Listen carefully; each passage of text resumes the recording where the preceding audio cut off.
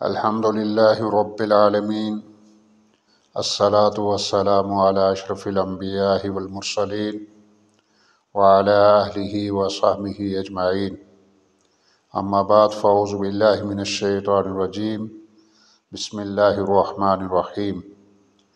ان الذین کذبوا بآیاتنا واستکبروا عنہا لا تفتح لهم ابواب السماء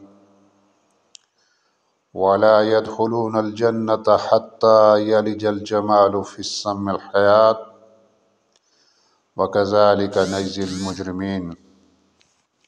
انتہائی قابل احترام سامعین ذی وقار، السلام علیکم ورحمۃ اللہ وبرکاتہ۔ سورہ اعراف کی آیت نمبر 40 پیش کی ہے۔ اس آیت کے اندر ایسے لوگوں کا انجام بیان کیا گیا ہے جو اللہ کی آیات کو جھٹلاتے ہیں اور اس کے مقابلے میں استکبار کرتے ہیں، تکبر کرتے ہیں، سرکشی کرتے ہیں، ان کا انجام بیان کیا گیا ہے۔ آئیے ہم دیکھتے ہیں کہ اس آیت کے اندر اللہ تعالیٰ نے کیا فرمایا۔ ان الذین کذبوا بآیاتنا، بے شک جن لوگوں نے ہماری آیات کو جھٹلایا، واستکبروا عنہا، اور ان کے متعلق استکبار کیا، تکبر کیا، غرور کیا، ان کے مقابلے میں سرکشی کی، لا تفتح لهم ابواب السماء، ان کے لیے آسمان کے دروازے نہیں کھلیں گے، ولا يدخلون الجنہ، اور وہ جنت میں داخل نہیں ہو سکیں گے، حتی یلج الجمال فی السم الحیات، یہاں تک کہ اونٹ کا سوئی کے ناکے سے گزرنا،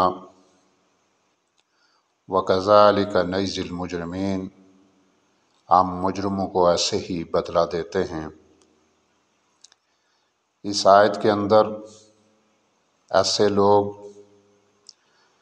جو اللہ کی آیات کی تکذیب کرتے ہیں، ان کو جھٹلاتے ہیں اور ان کے مقابلے میں غرور و تکبر کرتے ہیں، سرکشی کا اظہار کرتے ہیں، ایسے لوگوں کے متعلق یہ فرمایا، لا تفتح لهم ابواب السماء،